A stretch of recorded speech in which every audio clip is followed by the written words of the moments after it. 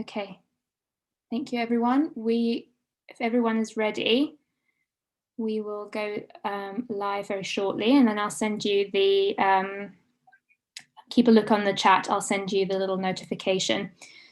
So yeah, we'll just let a minute pass or something like that along those lines, couple seconds, minute to a minute, to let some people come in, and then I'll send you a message. So we're going to start the webinar in 3, 2, 1.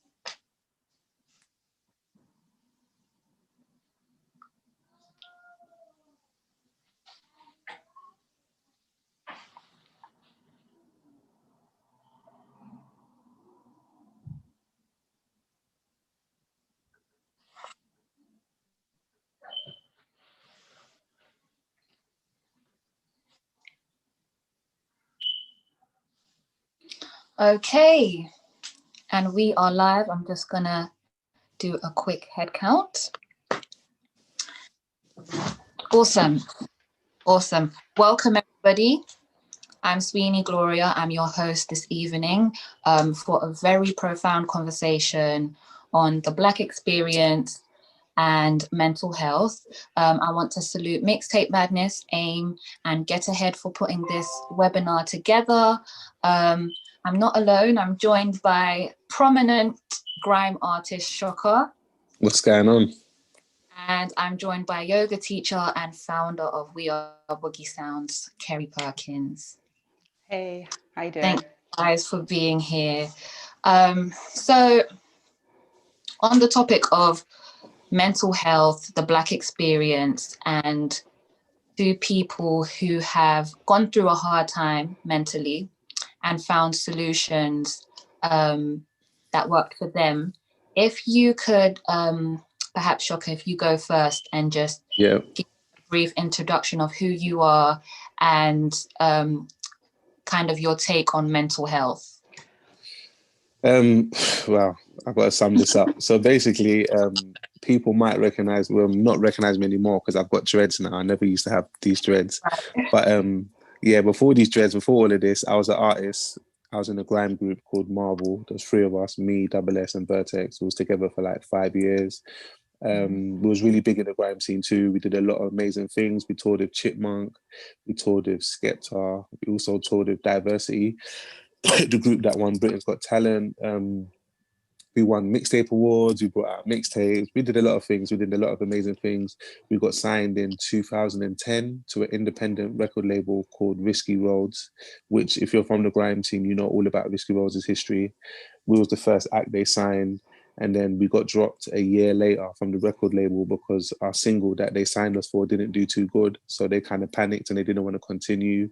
Then I ended up spiraling into deep depression after that.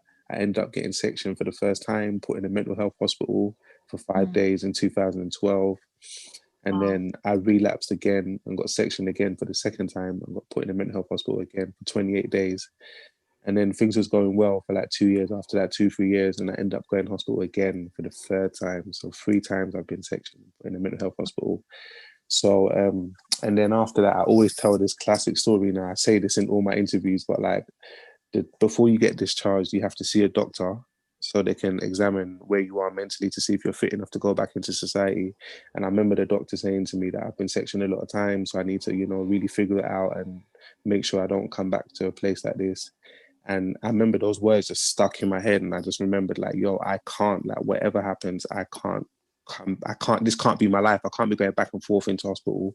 So as well as like talking to doctors every week, I also started reading books. I started researching people that's been sectioned before and turned their life around to get inspiration. And I've been in that, and I've just been on that self-love journey and building myself back up. And here I am today as a mental health advocate and sharing my story. So that's that in a brief nutshell. I love that. Keri, please just let the people know a bit about who you are and your take on mental health. What works for you? Yeah, so I am now a yoga teacher and I bring music and yoga together. I wasn't always into yoga. In fact, I thought yoga was just not for me for various reasons, although I'm quite, I like exercise and that kind of thing. I just thought when someone talked about yoga, I was like, not for me, too slow, too boring, too spiritual, all these things. So I completely dismissed it. And I was introduced to yoga at a music festival because I used to work in music. I worked with a lot of artists, supporting artists, worked with the Roundhouse. And I was in a car with someone. We were going to the festival and he was telling me about the benefits of yoga. And again, I was just like, no, not for me, not my style. And he said, you know what, you should really try it because there's this amazing yoga practice that I think you would like. It's really physical, but they also play music. And I was like, really, in a yoga class? So I tried this style of yoga. It's called Jivamukti. And he was right. I absolutely loved it because it was really physically, I got a lot of benefit out of it from my physical body. But what it did for my mind and my emotions was it just blew me away. And, at the time I was, had a pretty high, energy job where I was traveling all over the world and it was really, really stressful. It was it was enjoyable at one end, but in the other end, it was kind of, it wasn't great. I had no balance. But through practicing yoga and the combination of the yoga and the music, it was kind of this release. And I remember when I first tried it, it was the first time in a very, very long time when I was only thinking about what I was doing. I was absolutely in that moment. And what it gave my brain was a massive, massive release. And I came out and I felt really high, like naturally high. And I felt so good about myself. And, and that was self-love. It was giving myself something. It was just for me. It wasn't about like, doing stuff for other people, which is obviously really great and everything, whether if it's your work or your family or your partner. It was actually doing something for me, for time for me, for my mental health, checking in with myself. So, time fast, went forward and I decided to quit my job and become a yoga teacher and combine it with music because music, and we'll talk about this, I've always felt that music is healing. So, when I felt down or, I wanted a bit of, change my mood, I always put on a track, depending on what it is. It might be Nina Simone, it might be Aretha, it might be some cool disco, whatever. And, it does a lot for me emotionally and mentally. So bringing the two together was something that I really wanted to, continue with and teach other people and show people that maybe for whatever reason they thought yoga wasn't for them. I could say, well, actually, it might be, just give it a try. And people, for many reasons, don't try yoga. They think, oh, I'm not bending enough. I'm not, I'm not flexible enough. I have, it's quite an expensive thing to do. I haven't got any money, or, I'm not a middle class white woman. It's not for me. But actually, the root of yoga is just about breathing. That's fundamentally all it's about, is breathing. So I just want to open it up to people who maybe don't think it's for them, and for them to give it a try and see if it benefits them. And the adding music in as well just opens the doors to lots of people who might not think it's for them. So that's kind of my story. So I think mental health, good mental health is about self-love and having some time for yourself and checking in with yourself, which we often don't do. Right. Right. Keri, I think I'm sold. I think I might just come to one of my classes. We'll play some amazing music. Honestly. And also, it's meant to be fun, not to be taken too seriously. It's meant to be fun, you know? So, yeah. For me. And just before we dive into deep conversation, guys, I want to let you guys know that you can ask questions through the Q&A, or just shoot your questions in the YouTube live stream chat. We're more than happy to have your questions as a part of our discussion. Now, Shocka, getting into you just for a little bit, I want to ask, as a musician, you have done well in recent years communicating, positive and conscious messages in your music, healing messages in your music. Now, do you think in the wider landscape of music, more artists should do the same?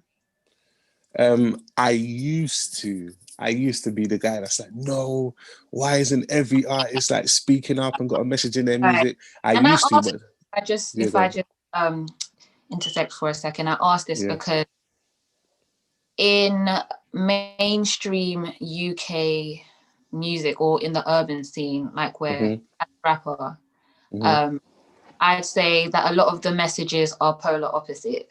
100%. So, shoot.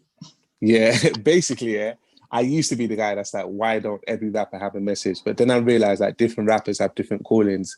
There's literally rappers that like their gift is to like hype someone up. Do you remember that artist Tempety that had that song? Clear, smash, whatever that song was, that was like his gift, you know what I mean, to like hype up a crowd. Like maybe if he put a message in his music, it won't connect as much because it's not his like authentic gift, you know what I mean? But I do agree with you when you say that there should be more messages in the mainstream. I think there should be a balance. That's why America's sick, because like the same way they've got the Baby and Young Thug, they've also got Kendrick Lamar, J. Cole, Meek Mills. There's a balance. I feel like we've been out of balance for a long time. Like when I look around for inspiration to be like, is it possible for me to have a conscious message and go mainstream? Who can I look at? There's only Dave. Dave is the only one and in the mainstream. Yeah. And sometimes Stormzy, do you know what I mean? But Dave's the only one that's got like a consistent message that in the mainstream. This is one person out of like 1,000 rappers. So that just shows you how out of balance we are. But what I will say, if there's artists at home that has got a message on their heart and they want to say something, don't ignore it, because that's where the problem's happening. There's so many artists that do want to have a message, because they're seeing that there's not a lot of people with messages out there. They go to the other side and start talking about what everyone else is doing. No, you have to follow your heart and balance out this whole thing. So that's what I would say. Now, do you think that you were healing yourself and giving yourself therapy 100%. when you decided to start putting out conscious music? 100,000,000%, because I truly believed with my whole heart that I healed myself from music. Because I've never ever had therapy, and everyone's so surprised that you've been sectioned 3 times and you've never gone to a therapist. Never. Like I had people I used to talk to that I used to go and see and like report to, but I've never actually gone to actual therapist. Music was literally my therapy. I remember when I was in hospital, because I was lucky. I had like on my ward, all the like nurses were like young, like really young, like my age. Do you know what I mean? So it was sick. So I had my sold out show in February, and I invited one of the like nurses that was like looking after me to my show and shit, just to say thank you. But I used to tell when we used to get like an hour to go out into the public. You get like an hour to like roam around and get familiar with things again, and then come back. But on that hour that they used to take me out, I used to tell him to play me J. Cole, Love Yours. I don't know if you heard that song. Yeah. And that song literally healed me. Like, do you know what I mean? Because what happens, the reason why music is healing is because when you hear an artist that you look up to talking about experiences you've been through, it makes you feel at peace within yourself. That like someone else that you admire is going through the same thing. It's like Nas just brought an album out like 2 months ago. I don't know if you heard it, if you're a Nas fan, but he just brought an album out 2 months ago, and he's got a line on there where he says she left his messages on red. And I read that, I listened to that, and I was like, big Nas, it's getting left on red. So like, this is happening to all of us. So it's so good to like tell your story through music, because you never know who is going to unlock a key for in their mind just by you saying your story. You just never know. You might say something that they was looking for the answer for, and they just got it through your story. So yeah, music is definitely healing, 100%. Shocka, do you think it works in the same way for, let's say, drill rappers who are essentially bringing what they've seen and what they go through in their life to their music? Do you think it works? It backfires, or do you think, well, it's their life and this is their way of releasing? I think it does work, because we all have different ways of releasing. Like I said, my way was through music. Maybe I wasn't supposed to sit down with a therapist. Maybe that's not my way. Do you know what I mean? Like, maybe I would have, if I sat down with a therapist, maybe I wouldn't have been as transparent as I could, as I will be when I use music. Do you know what I mean? Maybe with a therapist, I might be a bit hold back a bit, or do you know what I mean? With music, I'm like 100% transparent. I feel like it's not judging me. I can just vent to the microphone and just do what and I feel like drill is the same thing. The only thing that's worrying people is that it's the content that they're venting about. Like, it's really graphic and traumatic, and people don't know how to take it. But you've got two options. It's either you let them vent through music about the traumatic experiences they're going through, or you let them actually carry out those actions in public. Do you know what I mean? Which one would we prefer? I prefer them to say it on songs. As hard as it is to hear, but I prefer the songs. And the songs is literally helping kids, helping them get out of their situation anyway. Look at Heady One. He's from my area. I'm from Broadwater Farm. He's from the same estate. He's got literally from the same estate. He's got a #1 album in the charts. That's incredible. His life's changed. So I feel like his second album, the content's going to be really different. I don't think he's going to be talking about drilling. He's going to have other stuff to talk about now. He's going to talk about success. He's going to talk about money. He's going to talk about freedom. He's going to talk about different things. I feel like as artists, we reflect where we are in our life. So look at Gigs. Gigs used to have talking the hardest and the most wickedest lyrics. Now he's making Lockdown. And I got the business all locked. You know what I mean? The content changes as your life gets better. So I feel like people need to be more patient with these drill artists and give them time to grow. Most of them are young as well. They're only like 18, 17, 19, 21. They're still on the streets. You've got to be patient and give them time to grow. Jay-Z was a drug dealer at one point. This is big Jay-Z, you know, billionaire Jay-Z was selling drugs at one point, and now look, he's a businessman. We don't even remember that. So I feel like we should give them time to grow. Thank you for that. I agree. And I want to say, everybody, yes, the live stream will be available. Even after we are long gone, it will be available on the Mixtape Madness YouTube channel. So check it there. So glad that you guys are locked in and liking it already. Keri, hi again. You touched on it just a little bit in your introduction, but talk about, first of all, you told us your own journey into yoga, but talk about the stigma around alternative practices in the Black community. So yoga, therapy, not being the middle class white woman. Talk about that. Tell us about that. Yeah. I mean, I think it just comes down to representation, and that's one of the things that I feel was really important to me when I went into yoga. They're not, I mean, there are, Black and brown faces doing alternative therapies, whether if it is from, Reiki. I mean, I practice Reiki as well. There are yoga teachers. You just have to look for them. And so it's about sort of, like everything. It's, is there a person who looks like me, sounds like me out there? And so I just wanted to be one of those people. At the end of the day, yoga has done amazing things for me. I don't sort of wrap it up into spiritualism.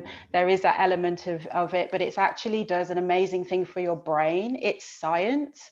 So, you know, and music, I mean, there's loads of evidence, scientific evidence. I mean, we know how music makes us feel. Obviously, Shocka was just talking about that, how it makes us feel and how, you know, it can connect us to people that are having the same experience, that makes us think, God, I'm not alone.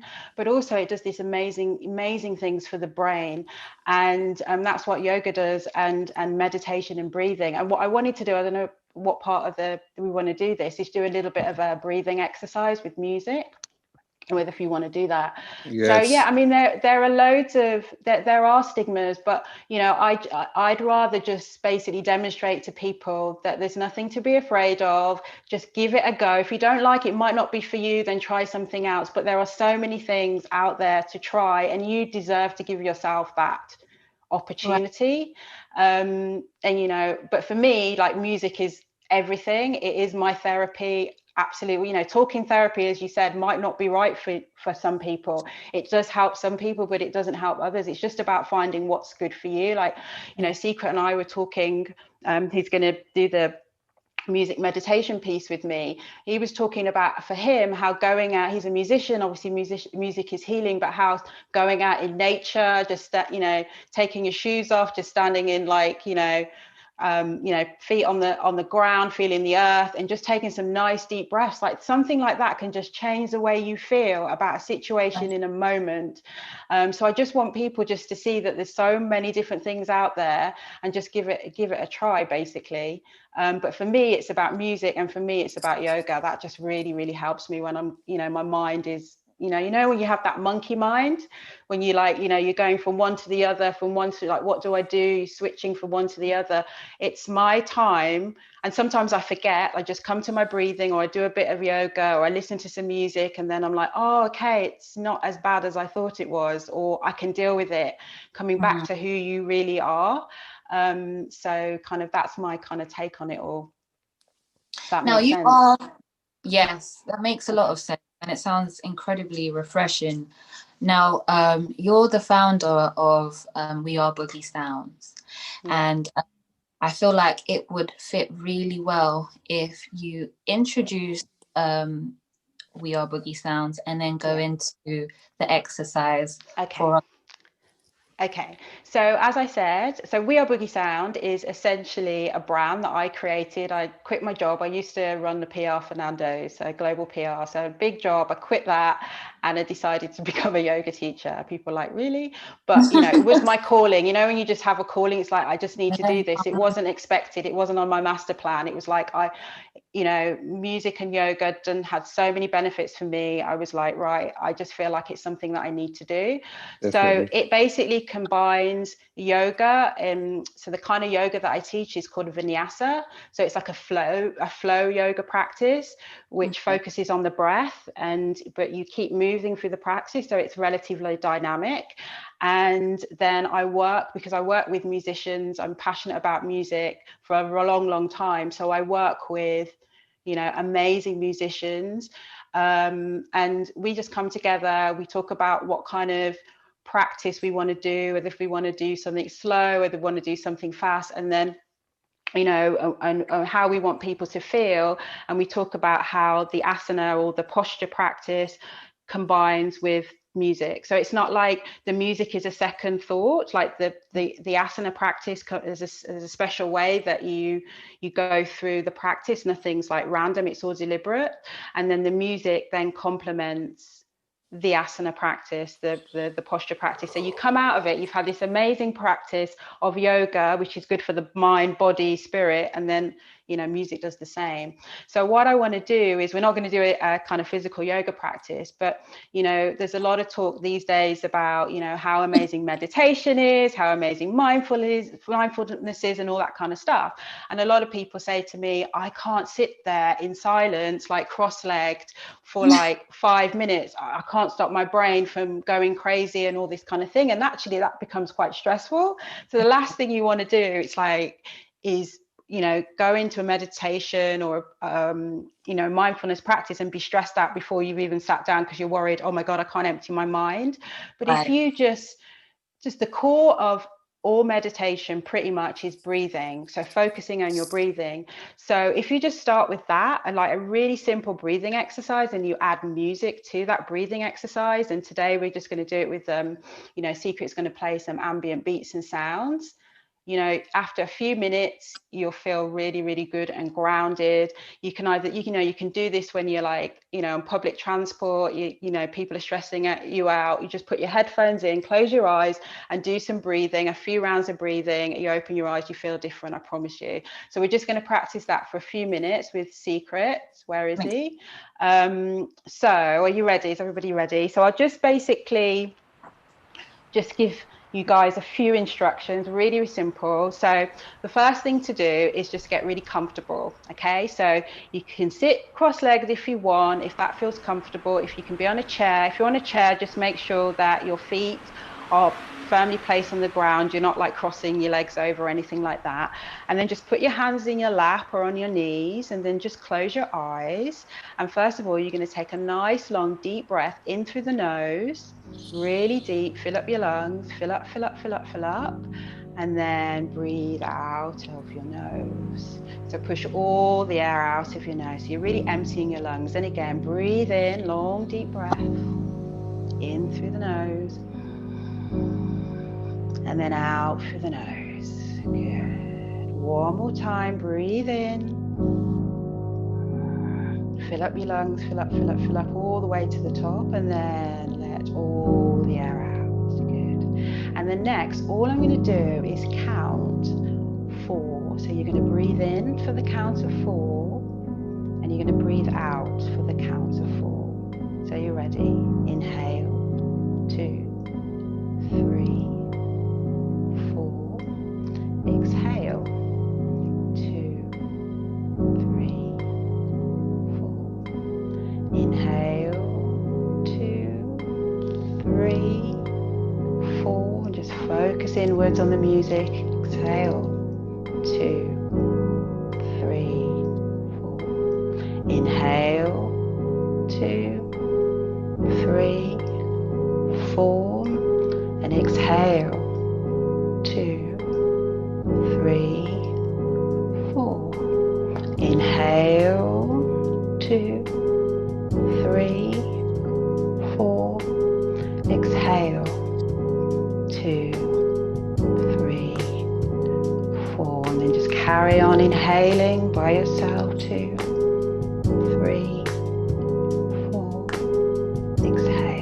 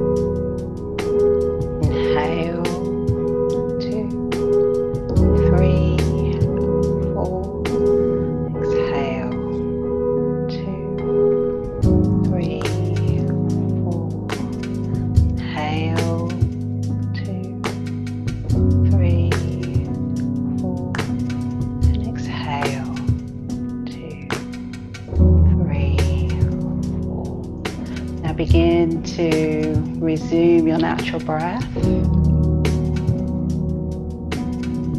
And then when you're ready, You're going to open your eyes.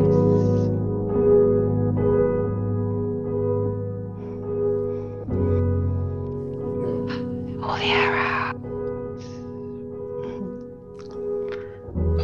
You should feel. How do you feel? I just feel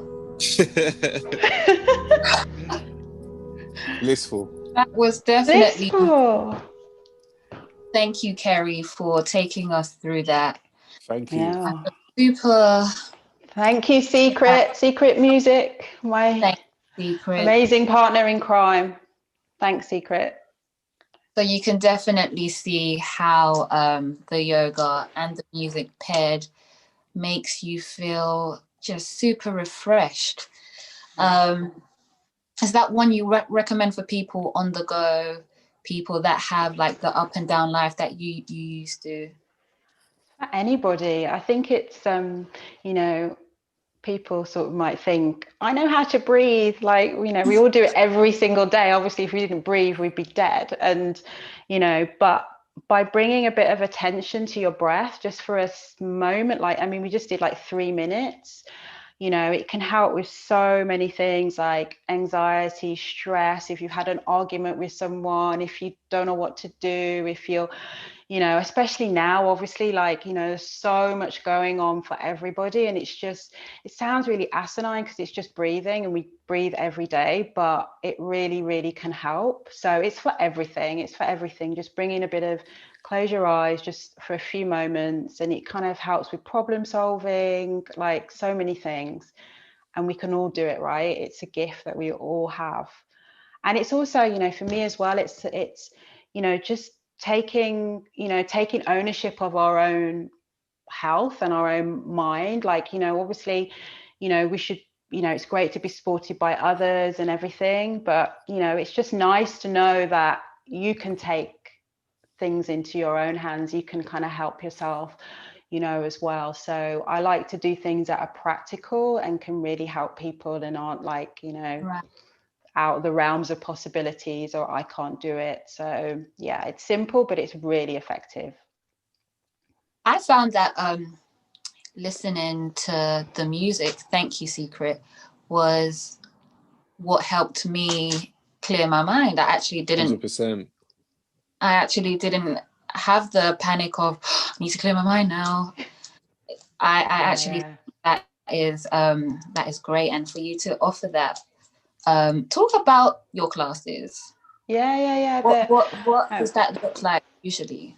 Yeah, so I mean, now obviously it's a little bit different because obviously with COVID and everything, it wasn't like these big experiences that I was doing. But so sort of before sort of, you know, lockdown and everything, I was doing classes with, you know, either a DJ or a percussionist or that kind of thing. So it's normally like an hour's class, which I talk through the practice, the asana practice. So I talk through the poses. I don't normally practice myself. I talk through.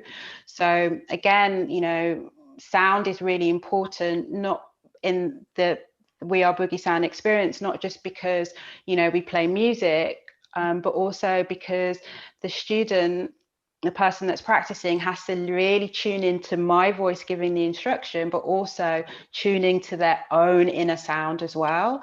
So sound is so powerful. And that's, you know, I called my brand We Are Boogie Sound because, you know, we are essentially like everything moves for a start, like and everything makes a sound. So even if we as humans can't hear the sound that things are making, you know, like a dog hears sounds that we don't hear, doesn't mean that the sound doesn't exist. Like everything is vibrating and moving.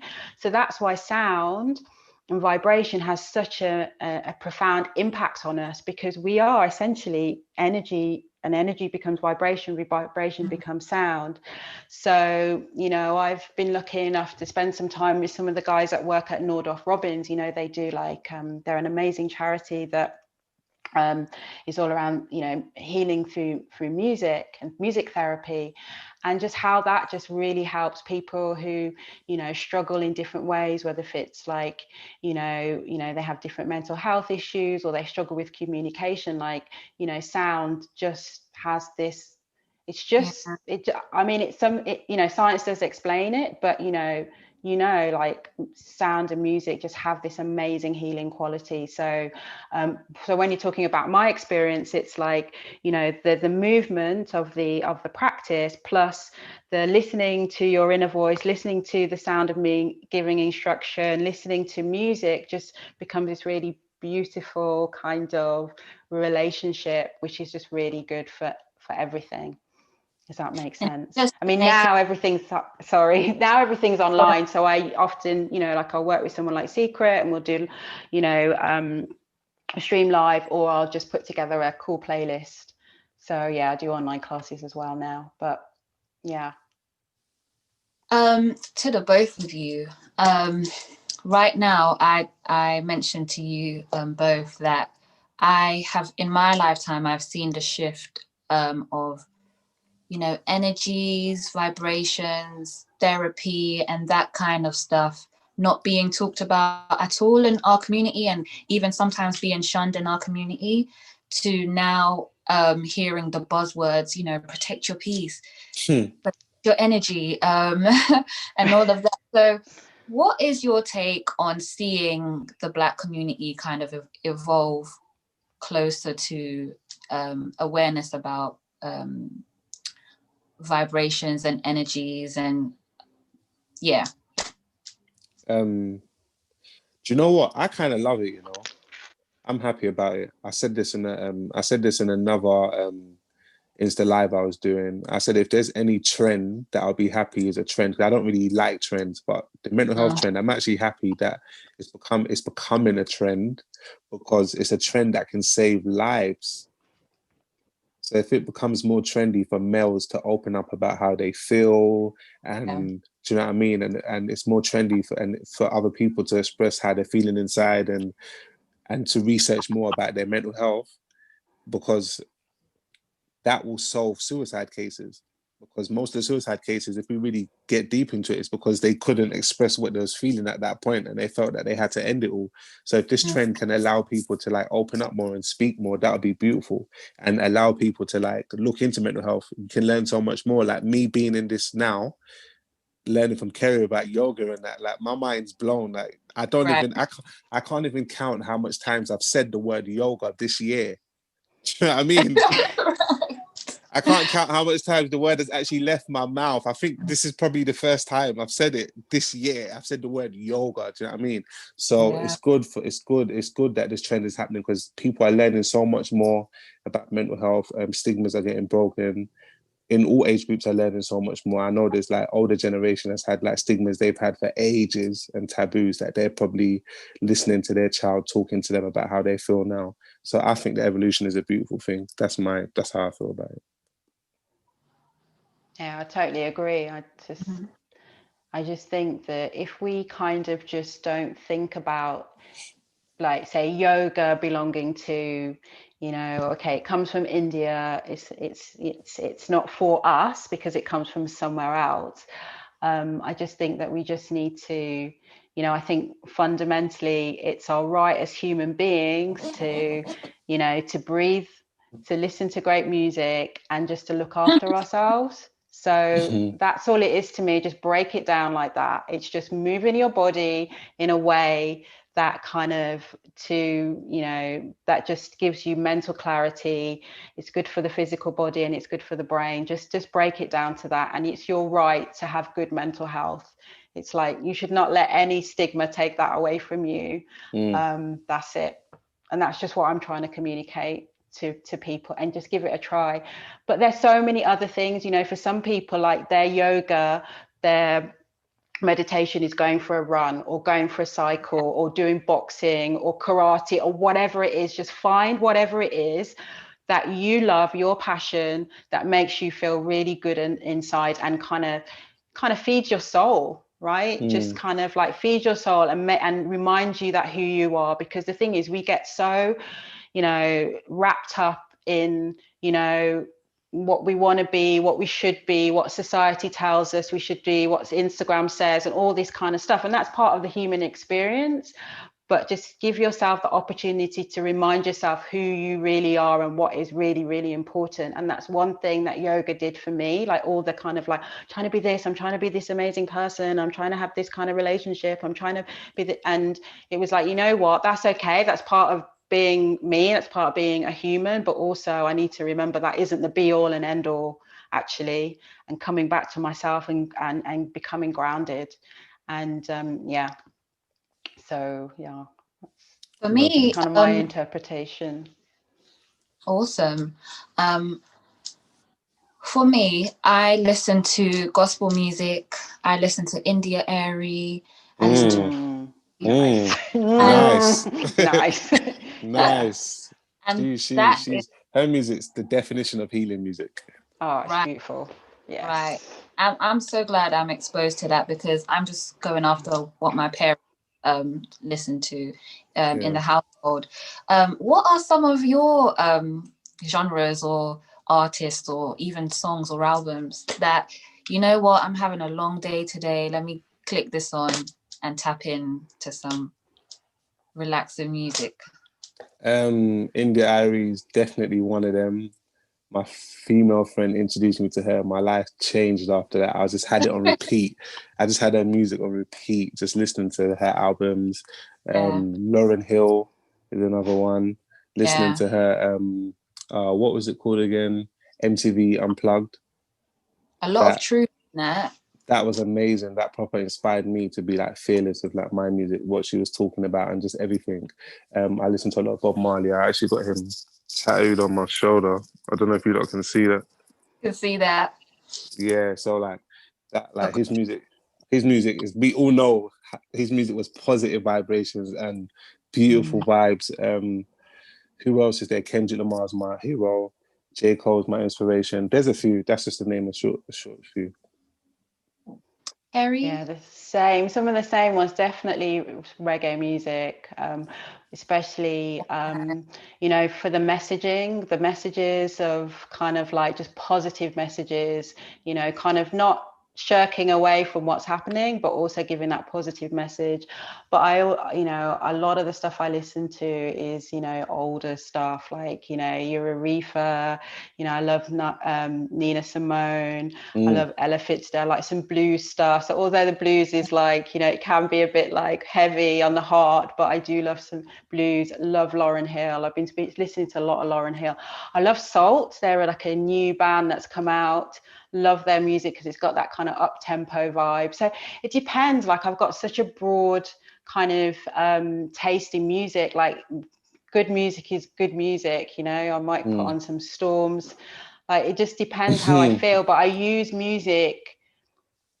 I do use music in order to kind of feed my soul, and I go, okay, what do I want to listen? How do I want to feel? Because it does just change my mood in the moment. But there's so much good music out there. But I kind of one thing I'd say is like also be careful what you listen to, because sometimes if I'm like feeling really not good or melancholy or a bit depressed or whatever this, you know, then I think, you know what, I'm not going to compound that by listening to music that kind of compounds that. I'm going to listen to something that's maybe a little bit more upbeat to kind of just take me out of that headspace. So yeah. Much like musicians and in the music scene, there are pretty much only a handful of artists that decide that they're going to be honest or raw about their feelings and emotions and put out these real messages. Being that transparent in real life, just like Lauryn Hill, in real life, can that be tough if you are a public figure like you were, Shocka, or if you are a parent, a spouse? You know what I'm saying? Like, can it be tough for us to be, especially in the Black community, just transparent about the way we feel? It can be tough, and it is tough in general in any community. Just being transparent in this world is difficult, but the benefits are so great though. You know what I mean? The benefits from being transparent is so great. You attract the right people into your life. You set a certain standard for yourself, certain boundaries, certain respect level. The benefits are so great, and I'm only realizing that now. as I get older, as I'm maturing, how much being transparent in my music, being transparent as a person has done for me. But it's not easy, and it's really difficult in the Black community, but it can be helpful. Imagine your parents sat you down and told you about their innermost fears and what depression was like for them, and that would do so much good. Just hearing it from your mum's perspective, like, it will help so much. Do you know what I mean? So that's where the benefits of being transparent comes into it. So yeah, I think that's my thoughts. Yeah, I agree with you. I think there's a great benefit of and showing courage in being vulnerable, but I think it's also really important when you do that. And I think this is probably because I've seen a lot of artists like yourself that have amazing artists, and because the way the music industry kind of gobbles artists up and spits them out. And so, you know, and this is for everybody, not just music talent, is to make sure that you're surrounding yourself with people, like-minded people that really care about you and keep you grounded. And that's in any aspect of, you know, life and what you do, so that when you are vulnerable, when you open up, which has amazing benefits for yourself, being honest with yourself, but then for other people, just make sure that you're surrounded by people that are on your side. Do you know what I mean? I think that's really, really important. I think that's really powerful that we've just literally just gone through the benefits of being transparent, because I think a lot of people are stuck with the process before they even get to a point where they can release the truth about themselves. And I want to ask, in your individual experiences, how do we as a community heal each other? Because just want to say, because there is there's a firework right outside my window. Yeah, that's cool. But just because in the Black community, we kind of sometimes undermine each other's emotional needs by throwing the word strong at everything. Yes. So how do you feel that we can start to heal each other better in our community? Vulnerability, definitely. I think we need to explore the idea of vulnerability a bit more. Not explore. We need to is this the right word? Input. We need to put it into action. We need to put vulnerability into action a bit more. And because I think the more we share, the more it makes us it connects us, and it makes us open to want to share more with each other as well, if that makes sense. If I step out and I say something about myself that's a bit vulnerable and under surface level, you're going to want to share too. So I think that's definitely one of the ways I think personally we can heal it's each through other. we can heal each other through vulnerability, because I've done it through music. I've literally shared my experiences through music, and I get tons of DMs every day saying I relate to this part, to this part, and we have like beautiful dialogues after. So that means we can do the same thing without music. I could literally DM that person and say, let's meet up and have a conversation, and we can continue from what the music just opened up for us, and we can continue in conversation. But we have to be willing to be more vulnerable and more open. That's what I think. I think for me, like personally, for me, it's about taking time, just offering a bit of my time and experience, I've done quite a few things in my life, but just to kind of spend time to have like conversations with people, and not everybody's experience is the same. And just have that kind of compassion. I think. I mean, it's kind of the same thing that you're saying. It's about kind of, offering being open, coming from yourself, being open, being vulnerable, having a conversation, and then just trying to kind of see things from other people's point of view, because everybody's experience within the Black community is different. Not everybody's going to see things the same way, like generationally experience. So just try and, be more open-minded within ourselves and have some conversations, Agreed. Yeah. As a community, I said it before, I do think we're evolving, and the powerful social media is connecting that message to from household to household. Now, there's this new thing, and it's not a new thing, but the term Black love is relatively new. How do you feel about the new age of Black love and what that portrays for people in our community? Do you know what? I've been thinking a lot about what we normalize in society, and I've noticed that most of the stuff we normalize in society doesn't have like great benefits for us. Most of the stuff, it's always like dumb shit that we normalize, and it doesn't have benefits for us. But do you know what I mean? Like cancel culture, like what do we get from canceling this person? Like, do you know what I mean? What's the redemption? Can he be forgiven? Where do we go from here? There's just stuff we normalize that don't make sense. But we need to start normalizing stuff that have benefits for us, like Black love. I think that's amazing. Like for like representation is so important for the younger generation to see more Black couples and more Black love. Like what's wrong with, what can be negative about that?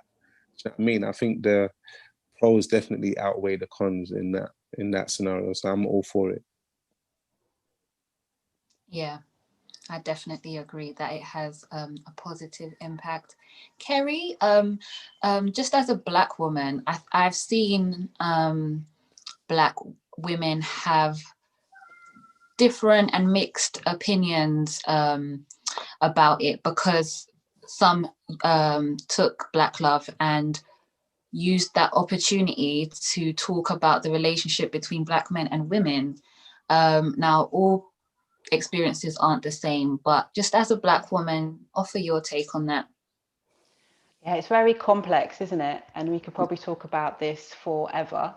But I mean, I'm going to say, like, you know, it is all about normalization.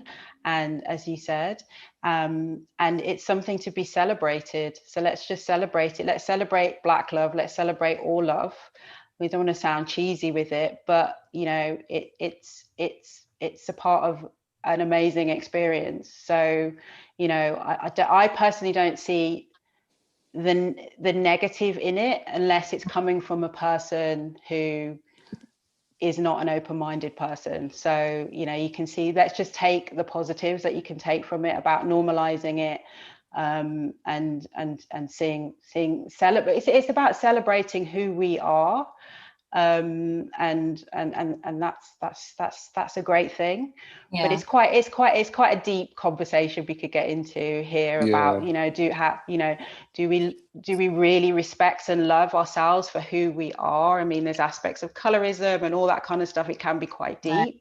But yeah, you know, I want to see it as a celebration of how amazing we are as a community, and what I'm, you know, so yeah, I think that's probably my take on it. Yeah, and in celebrating Black love, I want to celebrate the both of you for even just being here and being people. That was a good segue. You know, good segue. Being two Black people who are vocal about taking care of yourself, taking care of your mind, getting yourself right. We have one life to live, so we might as well be happy whilst we're here. So thank you, guys. I'm gonna quickly go on the Q&A, see if there are any questions. Viewers, please send your questions in if you have any, because we are gonna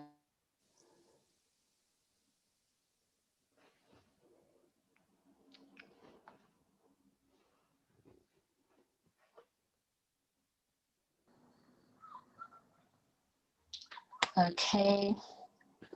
Right now, everybody's just allowing us to have a little conversation. Everybody's just tuning into the discussion. So I'm just gonna wait a little bit before we round it up, just in case anybody wants to put a question forward. But one thing I did want to talk about, since we have some time, is what is your relationship with the word strong? Ooh. For you individually? Oh, I've never got asked that question before. That's a good question, you know. we've got a love-hate relationship, put it like that. I understand as a man, I'm understanding that I might have had the word strong backwards. I thought putting on a mask and, do you know what I mean, hiding my feelings was strong, when it was the complete opposite. So my definition of strong has changed from when I was a kid till now. If you asked me that 15 years ago, I probably would have said, yeah, strong is like, you know, manning up and which that does have its place. But like now I understand it's completely different. Strong is like being able to let your guard down and being hurt and being able to go into another relationship again and again with your heart open, as hard as that may be. That's like strong to me. So yeah, that's what I think. And Yeah, I Keri, think, oh my gosh, it's so, again, it's deep, isn't it? I think, when I look at my mother, I think, oh, she's so strong. She's so, she's resilient, and she's got her own opinions, and, but she's also really, she's really sweet and affectionate and loving, but also she'll tell you what you think. And I just think as human beings, we're multifaceted. We've got so many different ways of being, and as Shocka was, sometimes being strong is having a cry, sometimes being strong is being vulnerable, sometimes being strong is letting the other person win even if they are in the wrong, sometimes strong is standing up, sometimes strong is being I don't know, like, being the shield, manning up or womaning up. I don't know. It's so many things. I think being strong is doing the right thing, whatever that is in the moment. It's hard. Sometimes, you make, and also being forgiving to yourself. Like, we make mistakes. We're human beings, right? We're not perfect. But yeah, it's a very interesting question. So many things. yes, I think self-compassion is a big form of strength. And just before I get into the questions asked by the audience, I think it's important that we cover the events of this year, 2020, and what we saw with the Black Lives Matter movement. And I just want to ask, what was that experience of, activism in whichever form it was for you guys like? Because I know for myself, work absolutely slowed down for me. I absolutely felt like, as a Black person, I'm in so much pain by even just seeing this, and this being allowed to be on the net, someone, a Black man, losing their life in that kind of way, and I'm referring to George Floyd. Yeah. That specific time when it was like a buzz, the Black Lives Matter buzz, what was that like for you as a Black person, maneuvering through everyday life and having the weight of activism? Do you know what? My mind is wired like differently, not differently, but like I always look at things from like a spiritual aspect.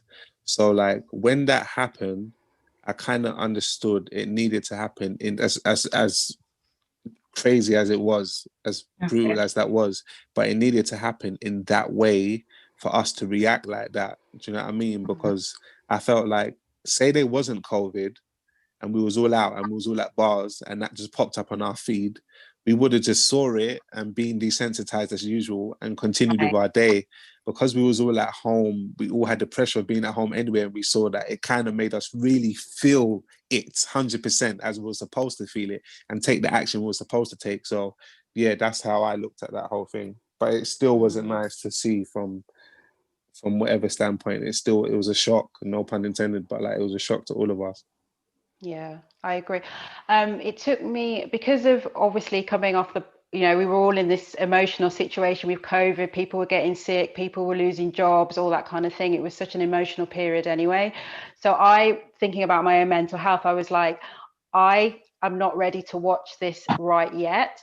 So so I kind of paused for a bit, and then I watched it, and then I was just like, obviously it was shocking and it was horrendous, but I was ready. And then I was just like, okay, what can I do in my way? Because, you know, first of all, you know, I did go for an emotional sort of like thinking about my own life and aggressions that I've experienced and all that kind of thing as a Black person. And I was like, okay, now what do I do? And for me, it was about, you know, how can I use my influence with yoga? Because yoga is activism. People think that yoga is just about being like all, you know, meditating and going inwards, but actually yoga, and I've got an amazing teacher, yoga is about activism. So how can I use my influence as a yoga teacher to tell people how it is, to try and get people to think about, you know, how they can make a change in their lives. So that's kind of what I did in my own little way through what had happened, is like, how can I make a difference? How can I speak up? And that's how I dealt with it, basically.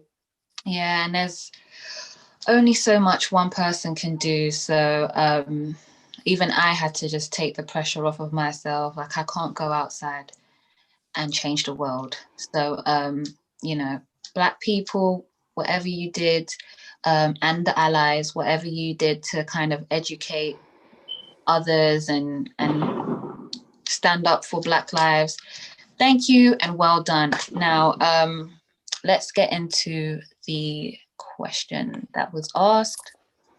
Now, the question is, what's your advice to people out there struggling, and have you struggled yourself? If so, how did you overcome it? Yes, have I struggled. I've struggled.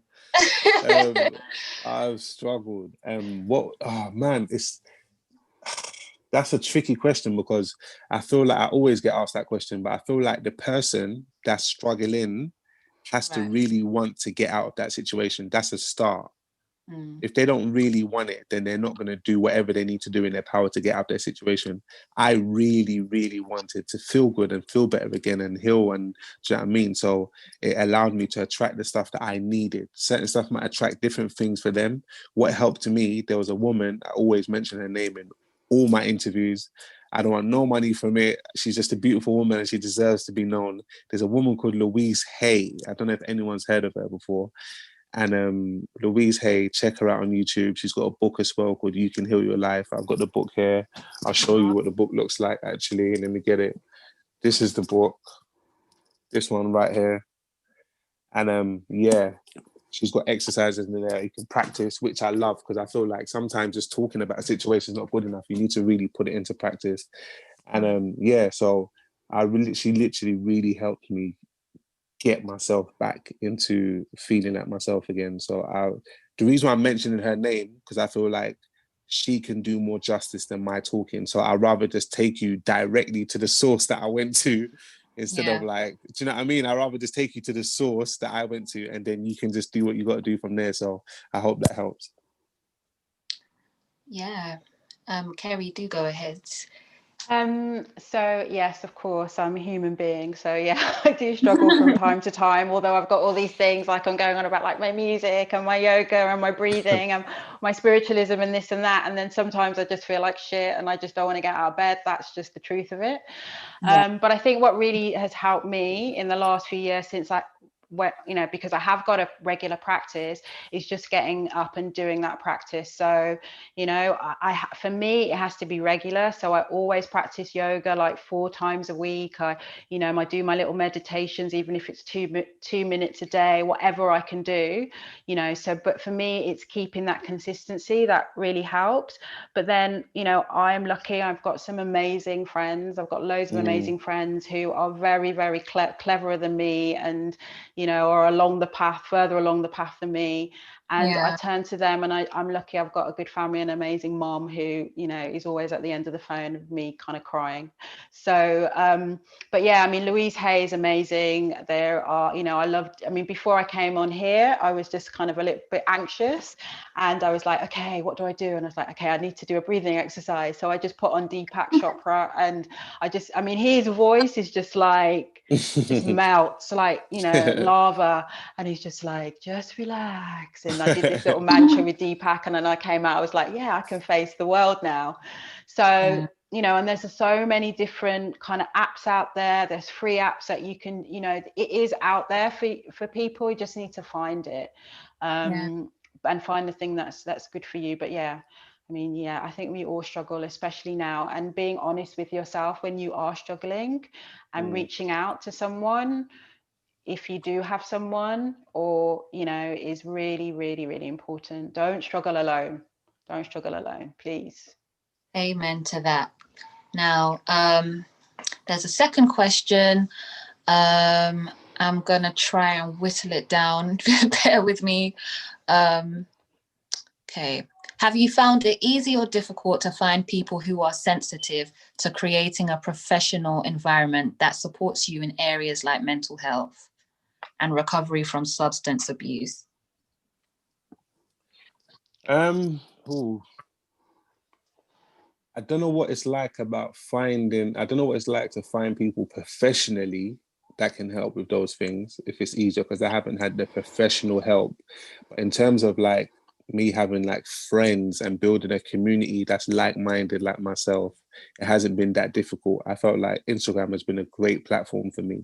Like me just posting about certain things and telling my story, it attracted the right people to me that's been through same things, and some people that's got answers as well. Sometimes you can just put in your caption, who can help me with this, and you'll be surprised the amount of people that just come and give you answers. Do you know what I mean? So in terms of building an actual community, it's been really easy with social media. But in terms of like professional help, I'm not sure. Just to clarify, professionally, I think it was meant to mean in your job or school or whatever, in those environments. Well, in the music environment, for me, it hasn't been hard. No, it hasn't. Yeah, music environment, it hasn't been hard. It's been really easy. It's been really easy to get that kind of help. I just had to be willing to say that I needed the help, and the right people came. Okay. Keri. Same, yeah. I mean, obviously, I'm part of a yoga community now, so you know, it's all about how you feel and how, you know, heart, head, brain stuff. So, when I was in, I was in a more corporate environment. Yeah, I was lucky enough to work in an environment where, you know, there was people that within the company that I could turn to. And I would hope, you know, I was managing a lot of people, that the people that work for, you know, for me, or I managed, that they could sort of, you know, it wasn't all about business and making money and being commercial. It was like, you know, how's your mind? So that was a really nice culture there in that sense. Another question, I think this is really important. How does one help a friend who may be suffering from mental illness? Wow. Well, I've been through that personally, so I know. And how my friends helped me was being there. Number one, just be there for the person, check up on them, be there. Number two, don't bring it up all the time. My friends really made me feel like I was normal, if that makes sense. Like they didn't really bring it up, like, and make me feel weird about it. And when they did bring it up, it was always humorous. Like we laughed about it. Like the first time I came out from being sectioned, one of my friends told me, and he was like, I just want to look in your eyes. And I was like, why? And he was like, I just want to see you're still in there. And we started laughing. I was like, I'm still here. Don't be silly. Do you know what I mean? Like little jokes. And we just, like, it was, do you know what I mean? Like little jokes, just being humorous. Not bringing it up all the time, not making it a serious, heavy thing, because the reason why people don't talk about it in the first place is because they feel like it's like this heavy, big burden. Oh my God, I'm going through this. But if you just lighten the load for them, then yeah, that's the best thing you can do. So number one, be there for them. Number two, don't bring it up all the time and make them feel awkward. Number three, just lighten the load. That would be my advice. Yeah, I'd say the same. Don't give up on someone, even if they're not answering their phones, or like, you know, you want to meet up and they're cancelling out on you. Just keep on just sending them that little text, because I think, you know, when you're in that space, you're in that headspace, you think that you are alone and, you know, no one gives a shit about you. But that little text, even if they're not responding, just keep on doing it. And, you know, as he said, keep it, you know, sometimes it's about keeping it light. So, you know, humor is humor is a yoga. There is this woman that, you know, there's like this yoga where you just like laugh, like it is so healing as well, just a lot, you know, it lightens, you know how you feel. So you're feeling down and someone cracks a joke, suddenly that's lifted. So I definitely say that, you know, that's kind of important as well. But just stay in touch. Don't give up on anybody. Be a friend. Yeah, I'll definitely take that on, especially with the humor, because sometimes as a friend you want to let them know that I get it in the deep way, but making them laughing is a yoga, I'll take that on. So another question is from someone who is unfortunately getting bullied because they are Muslim. Do you have any tips for them? Wow. Well, you need to understand that anybody that has something negative coming out of them is not in the best place, because that's not how we should be addressing each other anyway. That helped me so much, because you can imagine I'm an artist. So when I look in my comment section, I see all sorts of things in the comments. And I used to think like, why are they saying this? Da, da, da, da. And then I follow Gary V. I don't know if you don't know who Gary V is, but I follow a person called Gary V on Instagram. He's amazing. And he said how he deals with he deals with them with empathy, because he realizes for you to even take that time to go out your way to make another human being feel that way, it says a lot about you. So I'm empathetic towards you. Like, I want to know what you're going through to make someone feel that way. So for you should feel sorry for them. So next time they do that, just look at them and just be like, I feel sorry for them, because they're not in the best place themselves. And that should help, I think. Wow. I think that kind of says it all. Sorry that you're going through that, man. But we have had a very extensive and profound conversation this evening. I hope that all of you feel, in fact, I hope that something has either clicked or you have changed your opinion about something. I definitely have with yoga. So You're going to try one of my classes? I will, because Definitely. you're the yoga instructor now. So that's me. I hope for you guys, again, that you can just take something away and just feel positive about life. Keri, I want to thank you. Shocka, I want to thank you. No worries. Secret, I want to thank you. Let's never forget Nina at AIM and the whole of AIM. I want to thank you. Big up the Getahead. whole of AIM. Yes. I think that is us for now. If there are any questions, go ahead and shoot. But if not, I'm Sweeney Gloria, and it was an absolute pleasure to have this conversation. The webinar will be up and available on Mixtape Madness's YouTube channel. And yeah, everybody have a good evening. We're done. And thank you for having us and being an amazing host. Yeah, you killed it. Thank you. Killed you. it. See ya. Awesome.